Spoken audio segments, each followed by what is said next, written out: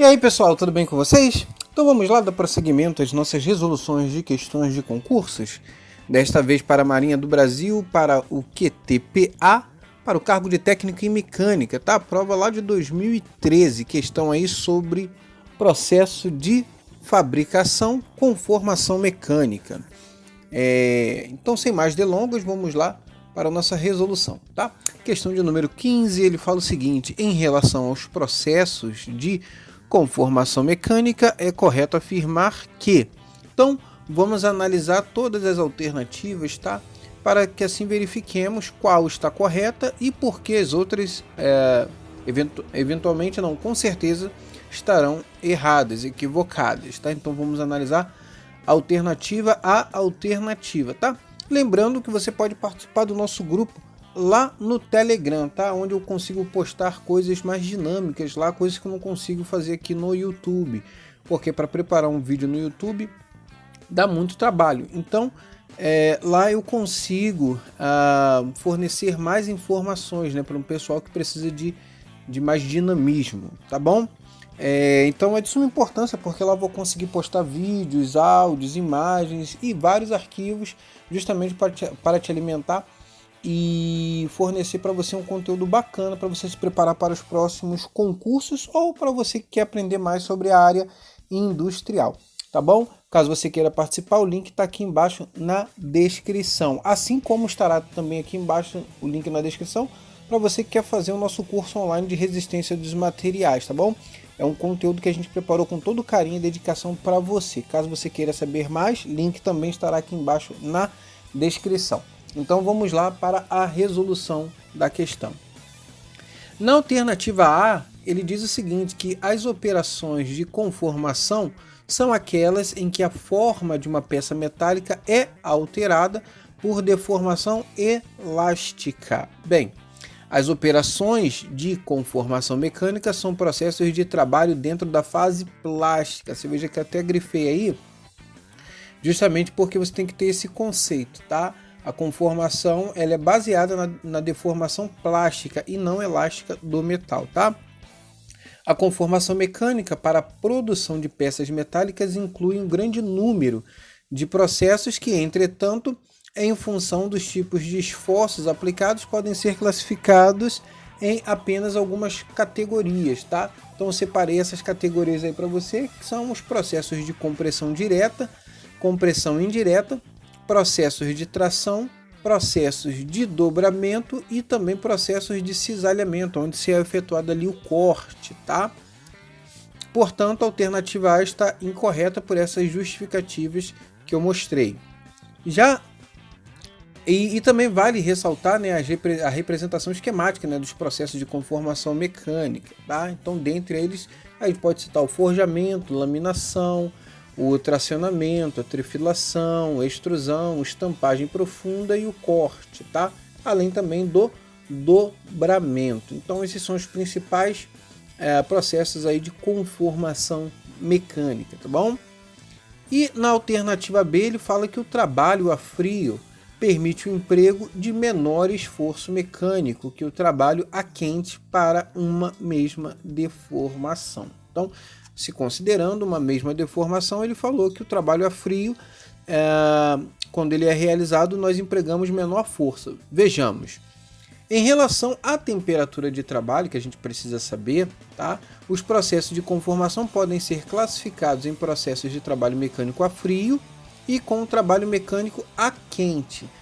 Quando a temperatura de trabalho é maior que a temperatura que provoca a recristalização do metal, o processo é denominado como trabalho a quente e abaixo dessa temperatura o trabalho é denominado a frio. Então não significa necessariamente que trabalho a frio seja a temperatura ambiente, tá?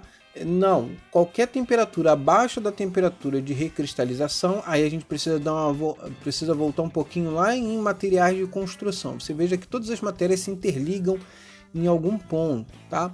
Então a gente precisa dar uma relembrada lá em materiais de construção para lembrar o que é temperatura de recristalização. Então, qualquer temperatura abaixo dessa temperatura de recristalização, isso depende do material, tá bom? Será considerado trabalho a frio.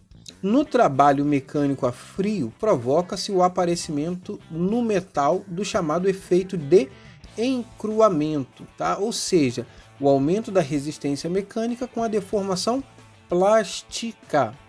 O trabalho mecânico a frio permite aumentar a resistência mecânica de certos metais não ferrosos, que não são endurecíveis por tratamentos térmicos. Novamente, ele dá uma passada lá em materiais de construção, né, falando aí de tratamentos térmicos.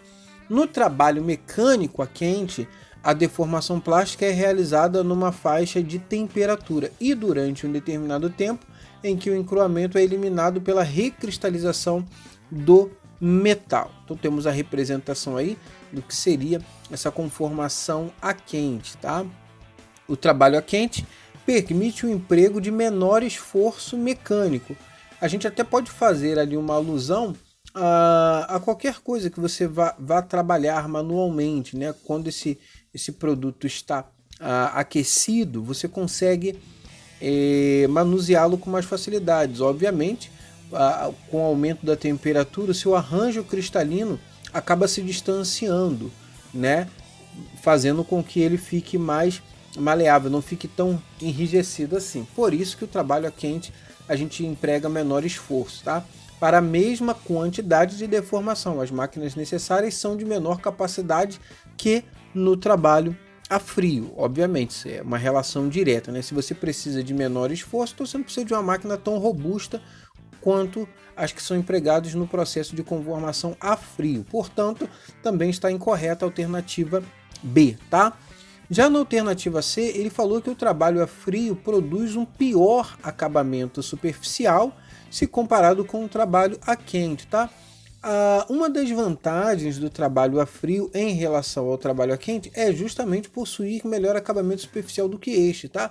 O trabalho a quente tem lá as suas vantagens, mas um dos problemas que se é ocasionado lá no trabalho a quente é a oxidação que se forma, aquela casca, né, de óxido que se forma ali em cima do material, que você vai precisar de um trabalho posterior para poder consertar, para poder reparar isto, tá? O que já não acontece no trabalho a frio, tá? Portanto, também a alternativa C está incorreta. Já na alternativa D, ele fala que no trabalho a frio ocorre o encruamento do aço. Bem, já citamos anteriormente, né? Uma das definições aí do trabalho a frio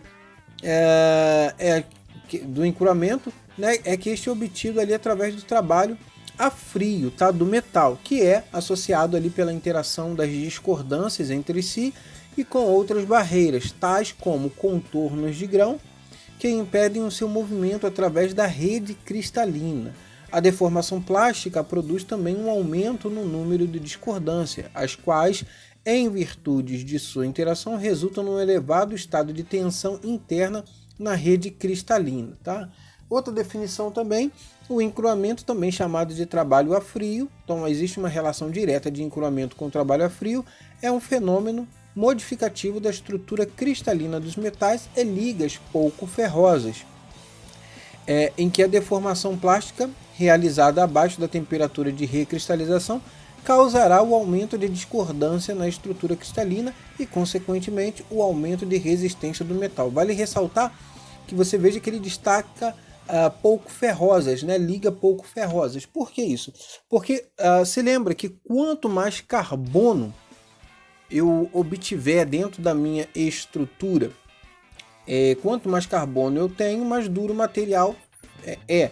Ou seja, menos deformável plasticamente esse material será, tá? Então, por isso que ele destaca isto, tá bom? Por isso que ele destaca isso. Por isso, portanto, também essa alternativa D é a alternativa correta, tá bom? A alternativa D de dado é a alternativa correta. Agora vejamos lá a alternativa E. Ele fala que o trabalho a quente permite a obtenção de dimensões dentro de estreitas tolerâncias, né? Bem, uma das vantagens ali, se a gente falar do trabalho a quente, né? Uma de suas vantagens é permitir o emprego de menor esforço mecânico para a mesma deformação, né? Necessita-se então de máquinas de menor capacidade se comparado com o trabalho a frio. Outra vantagem é que promove o refinamento da estrutura do material, melhorando a sua tenacidade. Outra vantagem é que elimina porosidade e, por fim, deforma profundamente devido à recristalização.